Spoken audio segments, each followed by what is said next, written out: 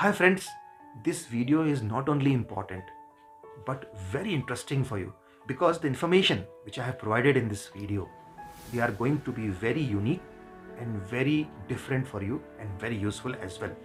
मेरा कहने का मतलब ये है कि जो मैंने इस वीडियो के अंदर आपको दिया है वो बहुत ही अद्वितीय है, बहुत ही महत्वपूर्ण है और आपके लिए बहुत ही उपयोगी साबित होने वाला है. Therefore, please watch this video of 4 to 5 minutes till the end because it might save 4 to 5 years of your time in your life.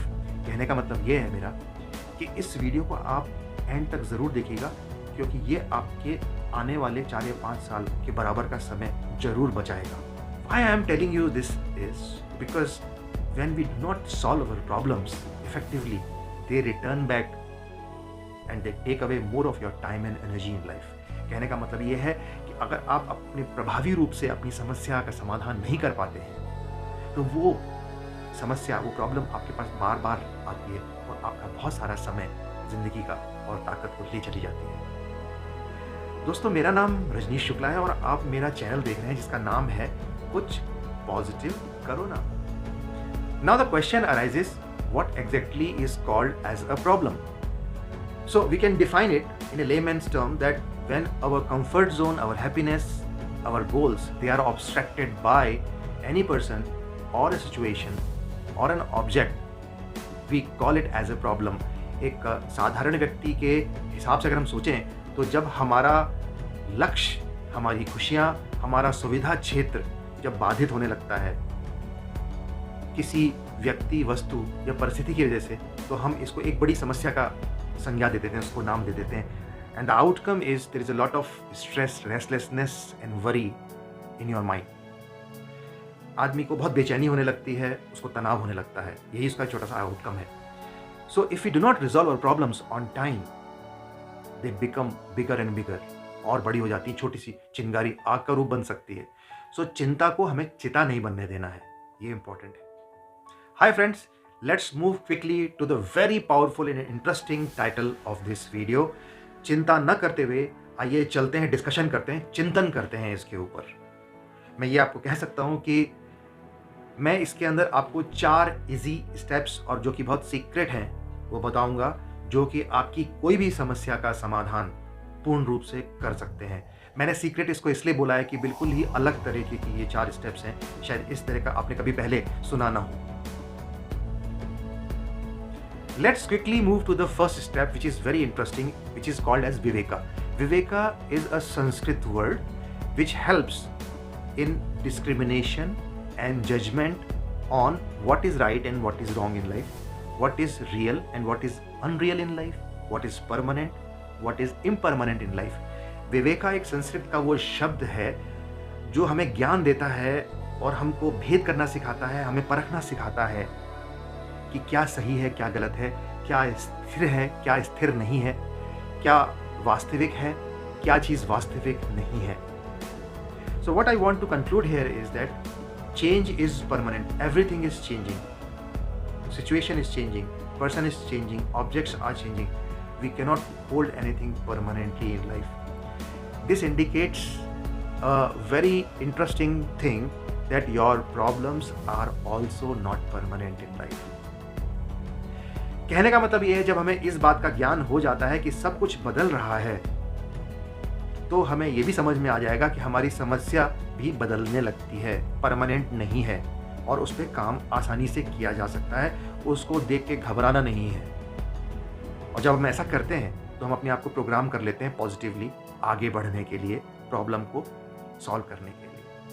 Let's move to powerful step number 2, which is called Vairagya. Vairagya is a Sanskrit word which has got the meaning called detachment or mortification. वैराग्य भी एक संस्कृत का word है जो कि हमें बताता है डिटैचमेंट के बारे में, मॉडिफिकेशन के बारे में. कहने का मतलब ये है कि आप दुनिया में रहते हुए भी, प्रॉब्लम्स के बीचों में रहते हुए भी, अपनी कठिनाइयों के बीच में रह के भी अपने आप को अलग रखें उससे, उनको हावी न होने दें. जैसे कि कमल का फूल कीचड़ में रहने के बाद भी अपने आप को कीचड़ से अलग रखता है. कहने का मतलब ये है. इसको हम ऐसे भी कह सकते हैं कि वैराग्य helps us to understand that is how the world is and accept the problems with 100% detachment. दुनिया ऐसी ही है, उसको हम एक्सेप्ट करें और प्रॉब्लम को भी 100% एक्सेप्ट करें डिटैच होकर। यहाँ पे इसको मैं और अच्छे तरीके से एक्सप्लेन ये कर सकता हूँ कि अगर आप प्रॉब्लम को अपने आप से या किसी और व्यक्ति से जोड़ते हैं, तो अगर अपने आप से जोड़ते हैं तो आपको अपराध बोध हो जाता है, और किसी और व्यक्ति से जोड़ते हैं तो आपको उस पर गुस्सा और घृणा आपकी बन जाती है। तो आप प्रॉब्लम की बजाय आप डिस्ट्रैक्ट हो जाते हैं और चीज़ों के अंदर। तो मैं ये भी कह सकता हूँ कि if you detach your self you will be away from the guilt for self and anger on somebody's else.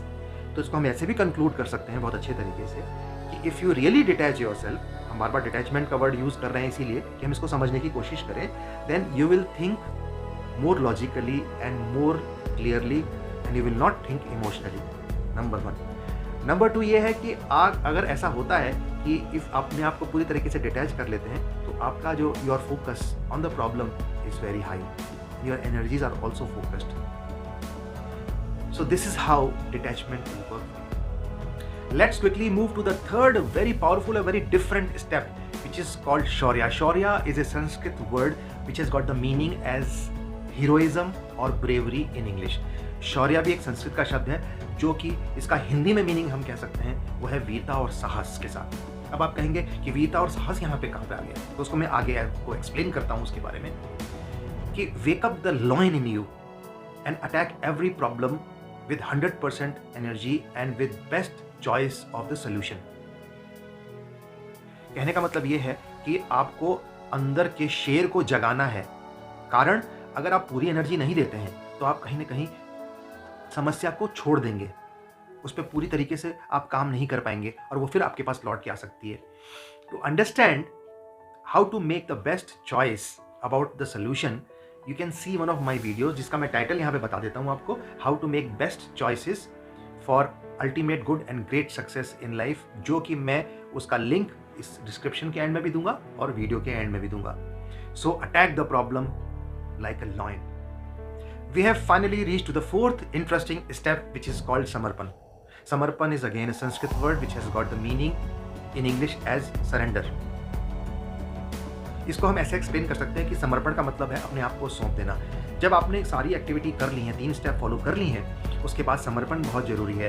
इसको हम ऐसे समझ सकते हैं कि surrender finally in the feet of the God, in the feet of the guru which you follow, that whatever solution you have implemented was the best you can do and allow the God और guru to take care of the rest. अपने आप को उनको सौंप देना चाहिए। Wait patiently and relax after doing your 100%। Once the decision you have taken, जब आपने एक बार डिसीजन ले लिया है तो never go back and think that your decision was wrong. Always think that you have taken the best decision and you have given your best.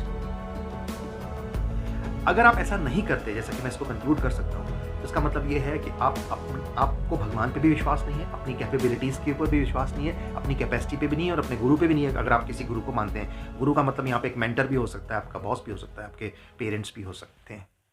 दोस्तों, video and करने से पहले मैं एक आपको बहुत ही सरप्राइजिंग फैक्ट बताना चाहता हूं जो कि प्रॉब्लम से रिलेटेड है।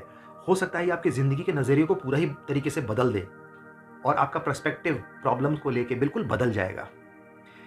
लेकिन इससे पहले मैं आपसे रिक्वेस्ट करता हूं, अगर आपको मेरा ये वीडियो पसंद आया तो इसको शेयर कीजिए, लाइक कीजिए और सब्सक्राइब जरूर कीजिएगा, जिससे कि मैं आपके पास और अच्छे वीडियोज़ लेके आ सकूँ। तो वो सरप्राइजिंग फैक्ट है, there are no problems in life. They are just experiences and challenges of life. And these experiences and challenges make you wiser, stronger and make you capable to grow through life and not just go through life. इसको हम ऐसे कह सकते हैं कि problems actually problem होती नहीं है, तो एक सिर्फ अनुभव है ज़िंदगी के जो आपको ज़्यादा मजबूत बनाते हैं और जीवन के मध्य से बढ़ना सिखाते हैं और सिर्फ जीवन से गुजर जाना ही नहीं सिखाते। Thank you for watching my video with all patience. Thanks once again. Bye.